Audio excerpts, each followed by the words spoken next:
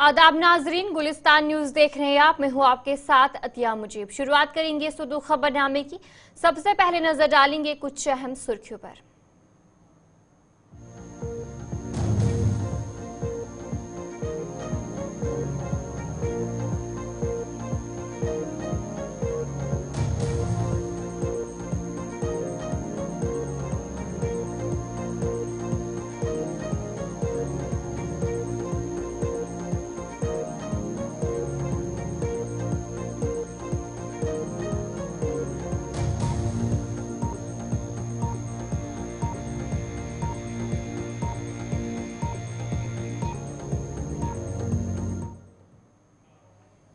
तो चलिए थी कुछ अहम सुर्खियां। अब दीगर खबरों की तरफ भी रुख करेंगे, जहां पर शुरुआत करेंगे बड़ी खबर के साथ। इस वक्त की एक बड़ी खबर सामने आ रही है वक्फ तरमीमी बिल के हवाले से, जहां पर लगातार देखने को मिल रहा है कि ये मामला सुर्खियों में छाया है। और वहीं पर लोकसभा में जेपीसी ने जो है रिपोर्ट पेश की है, जो इस वक्त की बड़ी खबर सामने आ रही है। और जब ये रिपोर्ट पेश की गई, ऐवान में रिपोर्ट पेश होते ही हंगामा जो है वो देखने को मिला। और उसके बाद अपोजिशन ने जो है ऐवान से वॉक आउट भी कर दिया। जो जानकारी सामने आ रही है वक्फ तरमीमी बिल के हवाले से, जो लगातार देखने को मिल रहा है कि अपोजिशन शुरुआत से ही हंगामा कर रही है। और फिलहाल लोकसभा में जब जेपीसी की रिपोर्ट पेश की गई तो उसी बीच जो एक हंगामा है वो देखने को मिला। और जिसके बाद जो अपोजिशन है उन्होंने वहां से वॉक आउट भी किया। जो जानकारी सामने आ रही है, आज ऐवान में जो बिल है वो पेश हुई, जिसके बाद एक हंगामा जो है देखने को मिला वक्फ तरमीमी बिल के हवाले से। आपको बता रहे हैं जहां पर आज इस बिल को पार्लियामेंट में रखा गया और इसे पेश किया गया। और 30 जनवरी को लोकसभा स्पीकर के हवाले इस बिल को किया गया था। कमेटी की रिपोर्ट 655 सफ़हात पर मुश्तमिल थी। और जिसके बाद कई बयान भी सामने आए थे, जहां पर खड़गे की तरफ से कहा गया कि ये रिपोर्ट फर्जी है। और फिलहाल लोकसभा में जो रिपोर्ट है वो पेश की गई। इसी पर हम जानकारी लेंगे। हमारे साथ हमारे नुमाइंदे ताबिश कमाल ज्वाइन कर चुके हैं। ताबिश, बताएगा क्या कुछ जानकारी है, जहां पर अभी तक जो मामला सामने आ रहा है कि ये लोकसभा में जेपीसी की रिपोर्ट पेश कर दी गई, जिसके बाद काफी ज्यादा हंगामा देखने को मिला। क्या कुछ जानकारी इस वक्त? देखिए अतिया, बिल्कुल राज्यसभा लोकसभा दोनों में जेपीसी ने अपनी अपनी रिपोर्ट पेश कर दी है, आपको बता दें। लेकिन एक और बड़ी खबर अभी फिलहाल आई है, संसद की जो कार्रवाई है वो 10 मार्च तक के लिए स्थगित कर दी गई है। लोकसभा की जो कार्रवाई है उसको 10 मार्च तक के लिए मुलतवी कर दिया गया है। 10 मार्च के बाद जब लोकसभा दोबारा शुरू होगी, तमाम चीजों पर आगे फिर चर्चा की जाएगी। लेकिन फिलहाल राज्यसभा में सुबह जब रिपोर्ट पेश की गई थी वक्फ को लेकर के, BJP member of parliament Megha Kulkarni की तरफ से पेश की गई थी। और लोकसभा में खुद जेपीसी के चेयरमैन जगदम्बिका पाल की तरफ से ये पेश किया गया है। अब आप अंदाजा लगा सकते हैं कि जिस तरह से लगातार इस पर विपक्ष हंगामा कर रहा है, विपक्ष लगातार ये कह रहा है कि जो उन्होंने नोट्स लिख करके दिए थे वो इस बिल का हिस्सा नहीं बनाए गए हैं। यानी कहीं ना कहीं जो नोट्स विपक्ष के पास मौजूद थे वो नोट्स इस जेपीसी की जो रिपोर्ट है, यानी जो 655 पन्नों की एक रिपोर्ट पेश की गई है, वो इसका हिस्सा नहीं है। हालांकि कुछ देर पहले जब लोकसभा में रिपोर्ट पेश की गई थी तो उसके बाद गृह मंत्री अमित शाह खुद खड़े हुए उन्होंने कहा कि अगर किसी को ऐसा लगता है कि इसके अंदर उनके सुझाव या जो उन्होंने बातें कही हैं वो इसमें ऐड नहीं किए गए हैं तो आप कभी भी इसमें सुझाव अपने ऐड करा सकते हैं। हमारी पार्टी यानी भारतीय जनता पार्टी को इससे कोई दिक्कत नहीं होगी। लेकिन उसके बावजूद विपक्ष लगातार कहीं ना कहीं हंगामा और नारेबाजी करता रहा। विपक्ष ने आरोप लगाया कि भारतीय जनता पार्टी के मेन मुद्दों से जनता का जो ध्यान भटकाने की कोशिश कर रही है। और इसीलिए वक्फ का जो बिल है वो ऐसे वक्त पर लाया गया है जब देश के अंदर महंगाई, बेरोजगारी पर बातचीत पार्लियामेंट के अंदर होनी चाहिए थी। तो वो उन मुद्दों से भटकाने के लिए इस तरह से जेपीसी के बिल को ला करके एक हथियार के रूप में इस्तेमाल किया जा रहा है। हालांकि कांग्रेस पार्टी से सांसद हैं इमरान मसूद, उन्होंने कहा कि अगर जिस तरह से आज बिल पेश किया गया है इसी तरह से अगर आगे इसको रखती है सरकार तो हम इसके खिलाफ कोर्ट तक भी जाएंगे। तो आप समझ सकते हैं कि राज्यसभा लोकसभा में लगातार हंगामा हुआ। हंगामे के बाद जिस तरह से दोनों सदनों में हंगामा हुआ, विपक्ष ने दोनों जगह से वॉकआउट किया है, लोकसभा हो राज्यसभा हो, क्योंकि विपक्ष लगातार इसके खिलाफ था। विपक्ष ने ये कहा कि जो वक्फ तरमीमी बिल आया है ये पूरी तरह से गैर कानूनी असंवैधानिक प्रक्रिया के तहत आया है। इसमें कई जो संवैधानिक प्रक्रियाएं हैं, जो संविधान जिन्हें कहता है उसको ताक पर रखकर इसको पेश किया गया है, जिसके हम पूरी तरह से खिलाफ हैं, इसकी हम मुखालिफत करते हैं। तो अब ऐसे में देखना बहुत अहम रहेगा, जब 10 मार्च को दोबारा सेशन स्टार्ट होता है तो उस पर आगे क्या रहेगा, क्योंकि देखिए अभी तो जेपीसी ने अपनी रिपोर्ट पेश की है, उसके बाद इसको फिर दोबारा सदन में रखा जाएगा, एक बार फिर ये दोबारा से चीजें तमाम दोहराई जाएंगी। हालांकि कांग्रेस पार्टी के नेशनल प्रेसिडेंट मल्लिकार्जुन खड़गे ने ये कहा कि आप जेपीसी को ये दोबारा भेजिए क्योंकि इसमें बहुत सारी चीजों की कमियां हैं। वहीं पर जब असदुद्दीन ओवैसी पार्लियामेंट के अंदर मौजूद है, जब उनसे कहा गया तो उन्होंने कहा कि उन्होंने भी कई सारे संशोधन लिख करके दिए थे, लगभग 44 के करीब ऐसे संशोधन थे जिन पर उन्होंने अपनी नोट दिया था, उन्होंने अपना नोट लिख करके दिया था, वो उसका हिस्सा नहीं बनाया गया है। तो कुल मिलाकर के ये कि अपोजिशन का कहना ये है कि जिस तरह से ये बिल पेश किया गया है ये बिल्कुल गैर कानूनी है, कानून को ताक पर रख करके इसको पेश किया गया है, सरकार अपने एजेंडे पर काम कर रही है और इसीलिए देश के मुसलमानों के खिलाफ एक प्रोपेगेंडा चलाया जा रहा है, अपोजिशन की तरफ से लगातार आरोप लगाया जा रहा है। अब देखना बहुत अहम रहेगा कि क्या 10 मार्च को जब सेशन शुरू होता है तो दोबारा से इस पर किस तरह से अपोजिशन इस पर अपना रुख रखता है। लेकिन अपोजिशन ने अपना रुख आज साफ कर दिया है कि हम इस बिल की इस रिपोर्ट के खिलाफ पूरी तरह से है और हम इसकी मुखालिफत करते हैं। जी चलिए, बहुत बहुत शुक्रिया जानकारी देने के लिए। हमारे नुमाइंदे ताबिश कमाल आपको अपडेट कर रहे थे कि किस तरीके से आज ऐवान में जो हंगामा है वो हुआ बिल पेश करने के बाद। लोकसभा और राज्यसभा की बात करेंगे तो अपोजिशन पार्टीज की तरफ से वॉकआउट जो है वो किया गया। तो चलिए अब आगे बढ़ जाएंगे, अगली खबर की तरफ रुख करेंगे जहां पर एक और बड़ी खबर जो है सामने आ रही है। राजौरी की बुढाल की बात करेंगे वहां से, जहां पर जो बुढाल में मरकज कायम किए गए थे, क्वारंटीन मरकज, और जिसमें अब बताया जा रहा है कि 22 दिन बाद बुढाल के लोगों को घर के लिए रवाना किया गया है। लोगों को एहतियाती तौर पर क्वारंटीन मरकज में रखा गया था। बुढाल की बात करेंगे जहां पर ये पूरा मामला पेश आया था।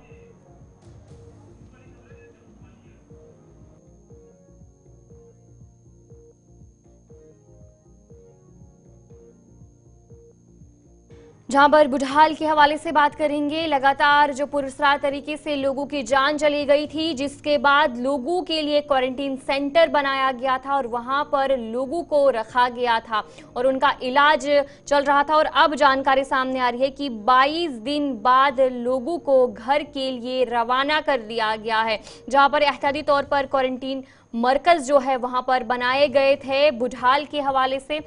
और अब बताया जा रहा है कि तकरीबन 22 दिन बाद लोगों को घर के लिए रवाना किया गया है। अभी तक क्वारंटीन मरकज में रखा गया था, उनकी वहां पर जांच की जा रही थी, उनका इलाज भी किया जा रहा था। जिस तरीके से बुढाल में जो पूरा मामला पेश आया, पुरस्कार तरीके से लोगों की जो जानें हैं वो गई, जिसके बाद काफ़ी ज़्यादा खौफ का माहौल वहां पर बना हुआ था। और फिलहाल जो 22 दिन बाद बुढाल के लोगों को घर के लिए रवाना किया गया है। इसी पर पेश है इस पे एक खास रिपोर्ट।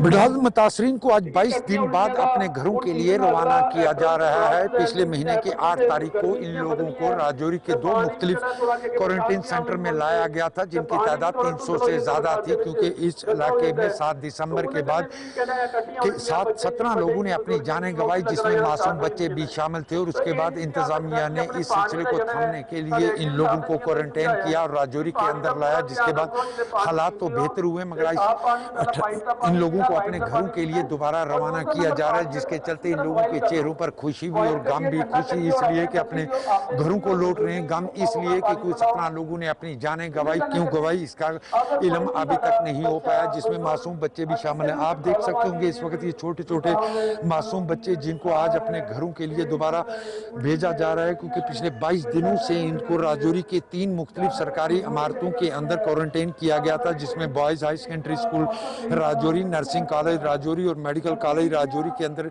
इन लोगों को रखा गया था, जिसमें बता रहा हूँ 300 से ज़्यादा तादाद इन लोगों की थी, क्योंकि इस इलाके में मुतासर होने के साथ अमवात का सिलसिला लगातार जारी था। और उसको देखते हुए इंतज़ामिया ने कदम ये उठाए थे और इस कदम की हर तरफ से ज़रूर सराहना की गई थी, क्योंकि इसके बाद ये सिलसिला ज़रूर थमा और उसके बाद इन्वेस्टिगेशन का सिलसिला भी अभी तक जारी है। हालांकि इस आज 22 दिन के बाद ये लोग अपने घरों को ज़रूर जा रहे हैं, इनके चेहरों पर घर को लौटने की खुशी खुशी भी है मगर गम भी जरूर है। गम इसलिए क्योंकि इस गांव ने 17 लोग खोए जिनकी जाने का आज तक कारण सामने नहीं आ पाया, मगर अभी तक उसकी इन्वेस्टिगेशन का सिलसिला जारी है। मगर आज राहत भरी खबर ये जरूर है कि आज 22 रोज बाद इन लोगों को अपने घरों के लिए रवाना किया जा रहा है। राहुल सुदन के साथ जमशेद मलिक, गुलिस्तान न्यूज, राजौरी। जम्मू में लेफ्टिनेंट गवर्नर मनोज सिन्हा की सदारत में एक मीटिंग जो है उसका इनेकाद किया गया। सिक्योरिटी फोर्सेस और जम्मू कश्मीर पुलिस के साथ एक अहम सिक्योरिटी जायजा मीटिंग की सदारत की, जिसमें उन्होंने मिलिटेंटों की मदद फराहम करने वालों को कुचलने की कोशिशों को तेज करने की हिदायत दी। जम्मू कश्मीर पुलिस और सिक्योरिटी फोर्सेस से कहा गया कि वो खिते में दहशतगर्दी को खत्म करने में जीरो टॉलरेंस पॉलिसी जो है उस पर अमल करे। इसी पर मजीद तफसीलात फराहम कर रही है हमारी नुमाइंदा शिल्पा शर्मा। उसके बाद अब 5वीं बार जम्मू में एलजी मनोज सिन्हा के द्वारा सुरक्षा समीक्षा बैठक की गई। बैठक करीबन 2 घंटा ये बैठक चली, जहां पर एक रोड मैप को तैयार किया गया, क्योंकि काफी समय से जो है वो पुंछ, राजौरी और अखनूर के बटेल इलाके में टेरर एक्टिविटी में एक और एक इजाफा देखने को मिल रहा है। इनसे किस प्रकार से निपटा जा सके, क्योंकि पाकिस्तान लगातार प्रयास कर रहा है घुसपैठ करने की, और कहीं ना कहीं एक जिस प्रकार से एक मंसूबा जो है एक पाकिस्तान का कि यहाँ पर जो है जम्मू कश्मीर में शांति है, उस शांति को जो है वो भंग किया जा सके, लगातार पाकिस्तान के द्वारा यह प्रयास किया जा रहा है। इन तमाम चीजों को लेकर आज बैठक देखने को मिली, जहां पे डीजीपी नलिन प्रभात, एडीजीपी, तमाम जिला के एसएसपी और साथ ही साथ डीआईजी रेंज इसमें मौजूद रहे। इस बैठक की बात करें तो एक रोड मैप को यहाँ पर जो है वो तैयार किया गया है, यानी कि जीरो टॉलरेंस पॉलिसी साफ तौर पर एलजी मनोज सिन्हा के द्वारा जो है वो निर्देश दिए गए हैं। एंटी टेरर ऑपरेशन है उसमें भी इजाफा जो है वो देखने को मिलेगा। जो आतंकवादी इस समय छिपे हुए हैं, उन आतंकवादी को ढूंढ कर जो है वो किस प्रकार से न्यूट्रलाइज किया जा सके, इसको लेकर रणनीति यहाँ पर जो है वो तैयार की गई है। साथ ही साथ जो आतंकवादी को सपोर्ट कर रहा है या फिर फाइनेंशियली वो सपोर्ट कर रहा है, उन्हें भी ढूंढकर जो है इनका जो है वो उन्हें बख्शा नहीं जाएगा। इस प्रकार के निर्देश भी जो है वो दिए गए हैं। यानी कि तमाम इन चीजों को देखते हुए एक डिटेल्ड रिपोर्ट जो है एलजी मनोज सिन्हा को दी गई कि जम्मू रीजन में किस प्रकार से टेरर एक्टिविटी में इजाफा हो रहा है, और इन चीजों से किस प्रकार से जो है वो निपटा जा सके, क्योंकि पाकिस्तान कोशिश कर रहा है घुसपैठ करने की, पाकिस्तान अपने मंसूबे को अंजाम देने की यहाँ पर कोशिश कर रहा है, और इन्हीं मंसूबे को नाकाम करने के लिए सुरक्षा समीक्षा बैठक जो है वो आज जम्मू में देखने को मिली, जहां पे करीबन 2 घंटा ये बैठक चली। जम्मू में पीडीपी की सदर महबूबा मुफ्ती की क़यादत में एक मीटिंग का इनेकाद किया गया। मीटिंग में सीनियर लीडर्स और बड़ी तादाद में पार्टी कारकुनान मौजूद रहे। इस दौरान पार्टी कारकुनान को पूरे जम्मू कश्मीर में हर घर तक पहुंचने और लोगों की मुश्किलात जानने और पार्टी पॉलिसियों को आवाम तक पहुंचाने की हिदायत दी गई। मुझे बड़ा शौक है, फिर उनसे कहा जाता है कि आप बहुत पीपल डेमोक्रेटिक पार्टी के द्वारा आज मेंबरशिप ड्राइव का आगाज जम्मू से किया गया है, जहां पर पीडीपी की प्रेसिडेंट महबूबा मुफ्ती भी इस मेंबरशिप ड्राइव में जो है वो मौजूद है, और इस समय मेंबरशिप ड्राइव जो है वो देखने को मिल रही है। इन तमाम चीजों की अगर हम बात करें तो पीपल डेमोक्रेटिक पार्टी जहां पे 2014 में उन्होंने केवल और केवल जो है वो 28 सीटें हासिल की थी, लेकिन वहीं पर 2024 में जब चुनाव हुए, विधानसभा चुनाव हुए, तो उन्हें केवल 3 सीटें मिली। तो कहीं ना कहीं मजबूती जमीनी स्तर पर जो है पीपल डेमोक्रेटिक पार्टी को मजबूत करने के लिए यहाँ पर जो है वो मेंबरशिप ड्राइव को शुरू किया गया है, ताकि पीडीपी पीपल डेमोक्रेटिक पार्टी जो है वो फिर से मजबूत हो सके। और इस समय की बात करें तो पीपल डेमोक्रेटिक पार्टी के कई लीडर जो है वो यहाँ पर मौजूद है, और इस समय कार्यकर्ताओं को जो है महबूबा मुफ्ती भी संबोधित करते हुए नजर आई है। किस प्रकार से जो है वो रणनीति को आगे तैयार किया जाएगा, उसको लेकर यहाँ पर जो है वो कार्यकर्ताओं को बूस्ट करते हुए नजर आ रही है, और साथ ही साथ लीडर्स भी यहाँ पर जो है वो अपने कार्यकर्ताओं को जो है वो मजबूत करते हुए नजर आ रहे हैं। क्योंकि पीपल डेमोक्रेटिक पार्टी की बात करें तो आप देखिए कहीं ना कहीं पार्टी का जो एक वजूद है वो कहीं ना कहीं खोते हुए नजर आ रहा है, और उसी वजूद को फिर से हासिल करने के लिए जमीनी स्थल पर जो है मजबूत करने के लिए इस समय मेंबरशिप ड्राइव का आगाज किया गया है। और ये मेंबरशिप ड्राइव जो है वो जम्मू से देखने को मिल रही है, क्योंकि पीपल डेमोक्रेटिक पार्टी जहां पे कहीं ना कहीं लोगों की बात करें तो लोग भी, यानी कि किस प्रकार से लोगों को जो है वो जोड़ा जा सके, ज्यादा से ज्यादा लोग जो है वो पीपल डेमोक्रेटिक पार्टी को ज्वाइन करें, इसको लेकर ये मेंबरशिप ड्राइव जो है वो इस समय देखने को मिल रही है। और महबूबा मुफ्ती जो कि इस समय पीपल डेमोक्रेटिक का पार्टी की मेंबरशिप ड्राइव को जो है वो आगाज करते हुए, यानी कि शुरुआत करते हुए जो है वो नजर आ रही है। ऑल इंडिया कांग्रेस कमेटी के सेक्रेटरी और डीडीसी मेंबर शहनवाज चौधरी ने सुरनकोट के चिरलान क्रिकेट ग्राउंड में क्रिकेट टूर्नामेंट की इफ्ताही तकरीब की। खिताब करते हुए उन्होंने खेलों की अहमियत पर जोर दिया और कहा कि मंशियात के खिलाफ लड़ने में मददगार साबित होते हैं। उन्होंने सिरनकोट में खेलों की सकाफत को फरोग देने और स्टेडियम की तामीर में अपनी कोशिशों का जिक्र किया। इस मौके पर मकामी रहनुमा और खेलों के शायकीन भी मौजूद थे, जिन्होंने नौजवानों को खेलों में हिस्सा लेने की तरगीब दी।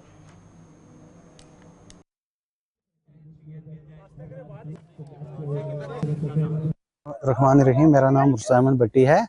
तो ये टूर्नामेंट ऑर्गेनाइज सिरनकोट की यूथ करवा रही है। भट्टी ब्रदर्स हम चीफ ऑर्गेनाइजर हैं और भी सिरनकोट के ऑर्गेनाइजर हैं। कोई 20 मतलब बंदे हैं जो ऑर्गेनाइजर हैं हमारे के, और मेन लीड जो कर रहे हैं वो शाहनवाज भाई हैं। इस टूर्नामेंट के जो करता धरता हमारे हैं वो शाहनवाज भाई हैं। टूर्नामेंट से फायदा तो यूथ को सिर्फ एंगेज रखना है। ड्रग्स या कोई भी मतलब ऐसा नशा या कोई भी किसी गलत ट्रैक पे वो ना जाए, तो उसको हम बिजी रखने का हमारा ये एक टूर्नामेंट का मकसद है कि यूथ को बिजी रखो, एंगेज रखो और उनको मतलब एक पीसफुल टूर्नामेंट, उसके बाद पीसफुल माहौल दो, पिकनिक स्पॉट पे खिलाओ उनको, तो थोड़ा सा बिजी रखो बस। मुर्तजा भट्टी जी को, भट्टी ब्रदर्स को, सिरनकोट के यूथ को, यहाँ पठान स्पोर्ट्स है, के इरफान फाजली जी हैं, बास कालस और सारे नौजवान सिकंदर जी, जितने यूथ के साथी हैं, सबको मुबारकबाद करता हूं कि इतना बेहतरीन क्रिकेट टूर्नामेंट की शुरुआत आज चिराला के यहाँ क्रिकेट स्टेडियम में जो है, यहाँ क्रिकेट ग्राउंड में आज शुरुआत की है। आज हमने ओपनिंग सेरेमनी में आज हमें बुलाया था इसको ओपनिंग करने के लिए। हमने आज इस टूर्नामेंट की शुरुआत करवाई है और मैं ऑर्गेनाइजर्स को बहुत शुक्रिया करता हूँ, मुबारकबाद करता हूँ। ये बहुत बड़ा इनिशिएटिव है और मुझे खुशी है ये देखकर कि जो मेरा ख्वाब था कि सिरनकोट में स्पोर्ट्स कल्चर रिवाइव हो, वो आज जो है वो शुरुआत हो चुकी है सिरनकोट में। आज हमारे साथ जो है वो वहीद शाह साहब, हाजी आरिफ शाह साहब और बाकी डिग्निटरीज भी जो है वो सारे यहाँ पे शामिल हुए हैं इस क्रिकेट टूर्नामेंट को शुरुआत कराने में। और जिस तरीके से जब क्रिकेट स्टेडियम सिरनकोट बनाया था, उसके पीछे मकसद ही यही था कि ताकि यहाँ नौजवानों की एनर्जी को जो है वो स्पोर्ट्स की तरफ चैनलाइज किया जाए। और ड्रग जैसी जो बीमारी हमारे लिए सबसे बड़ी उभर कर आ रही है, जो सबसे बड़ी चुनौती चैलेंज है हमारे सामने, कि उससे कैसे मुकाबला करना है ताकि उससे हम लड़ पाएं और लोग, बच्चे और नौजवान जो है ड्रग्स को छोड़ के जो है स्पोर्ट्स की तरफ आएं। और अल्हम्दुलिल्लाह मुझे ये देखकर खुशी हुई है कि ये शुरुआत जब हमने की थी तब सिरनकोट में बिल्कुल स्पोर्ट्स कल्चर नहीं था, माहौल नहीं था। अब अल्हम्दुलिल्लाह आप देखो कि हर तरफ जो है क्रिकेट टूर्नामेंट्स हो रहे हैं, स्पोर्ट्स की एक्टिविटीज हो रही हैं। ये शुरुआत है, मुझे उम्मीद है कि सिरनकोट जो है स्पोर्ट्स एक्टिविटीज का हब बनेगा। चलिए, मैं यहाँ का रिहायशी हूँ। तो ये एक क्रिकेट टूर्नामेंट का इनेकाद कराया गया भट्टी ब्रदर्स द्वारा। तो उनके साथ तमाम यूथ जो सिरनकोट की है इस टूर्नामेंट में शाना बशाना खड़ी है। तो हम इस टूर्नामेंट को लेके काफ़ी पुरज़म है, क्योंकि जितने भी क्रिकेटिंग या इस तरह के स्पोर्टिंग इवेंट होते हैं उनका फ़ायदा ये होता है कि तमाम यूथ को इस तरफ हम रुजू करते हैं, क्योंकि यूथ बहुत गलत कामों में जाके पड़ी है। तो इस तरह के अगर इवेंट्स आगे भी होते रहेंगे तो इंशाल्लाह।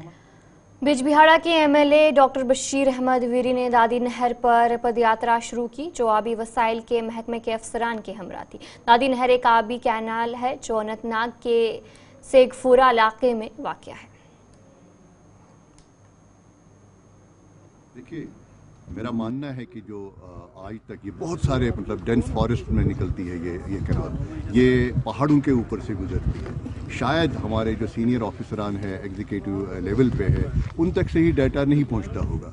ये जो हमारे छोटे सबॉर्डिनेट्स है, हो सकता है उनको गलती होती है कि वो कैलकुलेट करें कि कहाँ पे ब्रीच है, कहाँ पे कितना हमें काम करना है। तो मैंने इनसे गुजारिश की कि आप खुद चले मेरे साथ और खुद देखें on spot, as seeing is believing. तो आप खुद उसके बाद डिसीजन ले सकते हैं हमें क्या करना है, किस तरह से। क्योंकि ये जो डडी कनाल है या बाकी जो कनाल है 100 साल पुरानी है, 120 साल पहले ही बनाई गई। तब उनको मैं सलाम करता हूँ, मैं वाकई दाद देता हूँ उनके विजन पे। उन्होंने आज तक ये हमको फ़ायदा पहुँचाती रही है। लेकिन मैं देख रहा हूँ कि इनसे टेक्निकल मैं इनपुट्स ले रहा था। 300 की कैरिंग कैपेसिटी थी जो आज रिड्यूस होकर 200 तक पहुँची है। जब 300 बनाई गई तब इतने बागात और इतना। तो चलिए, इस वक्त की एक बड़ी खबर सामने आ रही है श्रीनगर से, जहां पर मीरवाइज उमर फारूक घर में नजरबंद है। ये जानकारी इस वक्त सामने आ रही है। जामे मस्जिद श्रीनगर में शब बारात पर खुतबा देना था, लेकिन उससे पहले ही उन्हें नजरबंद जो है वो किया है। जो जानकारी सामने आ रही है, जहां पर जम्मू कश्मीर में शब बारात आज है और आज उन्होंने इस मौके पर खुतबा देना था, लेकिन उन्हें नजरबंद कर दिया गया है घर पर। सोशल मीडिया की बात करेंगे तो वहां पर ये जानकारी सामने आती है कि मीरवाइज उमर फारूक को घर में नजरबंद कर दिया है, जो इस वक्त की जानकारी सामने आ रही है। जहां पर शब बारात की बात करेंगे तो आज जिस तरीके से शब बारात के मौके पर उन्हें खुतबा देना था, लेकिन उन्हें इससे पहले ही नजरबंद कर दिया गया है। इसी पर हम जानकारी भी लेंगे। हमारे साथ हमारे नुमाइंदे इमरान नाइको ज्वाइन कर चुके हैं। इमरान बताएगा कि शब बारात के मौके पर जो खबर सामने आ रही है कि मीरवाइज उमर फारूक को नजरबंद किया है, क्या कुछ जानकारी आपके पास? जी बिल्कुल, मीरवाइज कश्मीर मौलवी मोहम्मद उमर फारूक को अपने ही घर में नजरबंद कर दिया गया है। और ये जो उनका ट्विटर हैंडल है मीरवाइज मंजिल, उसकी तरफ से भी बात तौर पर ट्विटर पे ये उन्होंने पोस्ट भी किया है। और हमारे पास भी जो सोर्स है उन्होंने कंफर्म किया है इसका बावजूद जराए कि मीरवाइज कश्मीर को घर में ही नजरबंद कर दिया गया है। आज चूंकि शब बारात है और उनको आज पहले ही उन्होंने एक कल ही स्टेटमेंट इशू किया था अंजुमन औकाफ जामिया मस्जिद ने कि श्रीनगर के अंदर जो है वो आज खुतबा देंगे, यानी कि 7:30 बजे से 9 बजे तक उन्हें आज शब बारात पर रोशनी डालनी थी, उस पर तकरीब करनी थी। लेकिन चूंकि अभी खबर सामने आई है कि मीरवाइज कश्मीर को घर में ही नजरबंद कर दिया गया है और जो 9 बजे नमाज इशा मस्जिद के अंदर रखी गई है, क्योंकि वो अपने वक्त पे होगी, लेकिन अंजुमन की तरफ से चूंकि अभी तक तफसीलात फराहम नहीं की गई है, तो लेकिन फिलहाल जो अभी की जो खबर है वो यही है कि मीरवाइज उमर फारूक जिन्हें आज जामिया मस्जिद के अंदर खुतबा देना था, आज उन्हें वाज़ तबलीग करना था 7:30 बजे से शाम 9 बजे तक, क्योंकि 9 बजे जामिया मस्जिद में नमाज इशा अदा होनी है, तो इससे पहले ही आज उन्हें अपने ही घर में नजरबंद कर दिया गया है। चूंकि वो नगीन में रहते हैं और उनके घर के बाहर भी सख्त तरीन सिक्योरिटी के इंतजाम किए गए हैं और मीरवाइज को बाहर निकलने की फिलहाल इजाजत नहीं दी गई है। तो फिलहाल ये मीरवाइज के हवाले से अहम और बड़ी खबर है श्रीनगर से कि मीरवाइज उमर फारूक को इंतजामिया की तरफ से अपने ही घर में हाउस अरेस्ट किया गया है, घर में नजरबंद कर दिया गया है। और क्या कुछ इसके बाद भी ऑफिशियल्स की तरफ से या अथॉरिटीज़ की तरफ से कोई स्टेटमेंट आता है, उनका फिलहाल उसका इंतज़ार करना पड़ेगा। लेकिन जो हमारे पास इतलात भी हैं, बावसूख ज़राया है और साथ ही मीरवाइज का जो ट्विटर हैंडल है मीरवाइज मंजिल, उस पर भी इस बात की तस्दीक कर दी गई है और ये शेयर की गई है डिटेल्स की मीरवाइज उमर फारूक को शब बारात के मौके पर घर में ही आज नजरबंद कर दिया गया है। चलिए, बहुत बहुत शुक्रिया इमरान जानकारी देने के लिए। हमारे नुमाइंदे इमरान नाइको आपको अपडेट कर रहे थे कि मीरवाइज उमर फारूक को नजरबंद किया है और उनके घर के बाहर सिक्योरिटी भी सख्त कर दी गई है। तो चलिए अब आगे बढ़ जाएंगे। पुलवामा के राजपुरा कम्युनिटी हेल्थ सेंटर ने कामयाब ऑर्थोपेडिक सर्जरी के साथ एक अहम तिबी संगमेल हासिल किया। अस्पताल के डॉक्टरों ने एक मरीज की ऑर्थोपेडिक सर्जरी कामयाबी से मुनक्किद की, जिसका पांव खराब और मफलूज था, जिसकी वजह से वो चलने फिरने से मुश्किलात का शिकार थे। और इस मौके पर सर्जन डॉक्टर एजाज अहमद और ब्लॉक मेडिकल ऑफिसर राजपुरा की क़यादत में ये सर्जरी कामयाबी से मुकम्मल हुई। ये पहली बार था कि राजपुरा अस्पताल में ऐसी पेचीदा सर्जरी मुनक्किद हुई। मैं डॉक्टर एजाज हूँ, मैं ऑर्थोपेडिक सर्जन हूँ यहाँ CHC राजपुरा पे।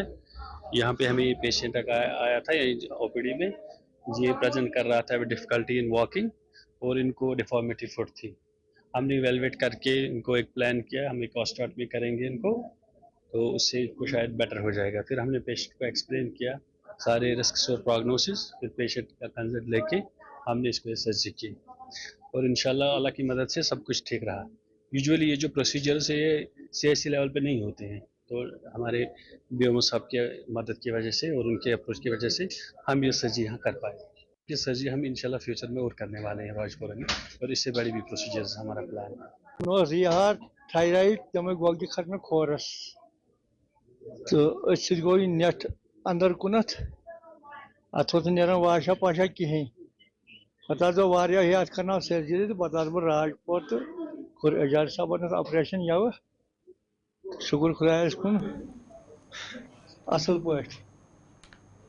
तराल में महकमा जंगलात ने आज शजरकारी मुहिम का आगाज किया, जिसमें कई पौधे लगाए गए। ये मुहिम हमदर्द ग्रामर स्कूल तराल में मुनक्किद की गई, जिसमें तलबा, स्टाफ मेंबरान और महकमा जंगलात के मुलाजमीन ने शिरकत की। इस मौके पर महकमा जंगलात के एहलकारों ने शुरका में पौधे तकसीम किए और ज़्यादा से ज़्यादा दरख्त लगाने का पैगाम दिया। स्कूल इंतजामिया ने इस इक़दाम पर महकमा जंगलात का शुक्रिया अदा किया। Myself Mubashirul Islam, working as academic supervisor of higher department at Hamdard Grammar School Tral.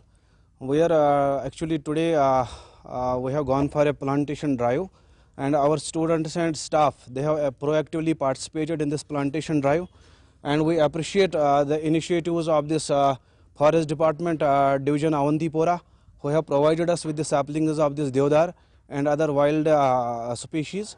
So we are highly thankful to this Forest Department, and we have a message for the general public, for the public in general. हमने इनको saplings फराहम किए और कुछ plant distribute भी किए। तो forest range Tral हर वक्त तैयार हैं हर किसी ड्राइव के लिए, जहाँ भी प्लांटेशन ड्राइव होगी। हमारा मकसद ये है कि लोग पार्टिसिपेट करें इसमें हर साल। तो चलिए इस उर्दू खबरनामे में इतना ही। अभी के लिए मुझे दीजिए इजाजत और आप बने रहे गुलिस्तान न्यूज़ के साथ।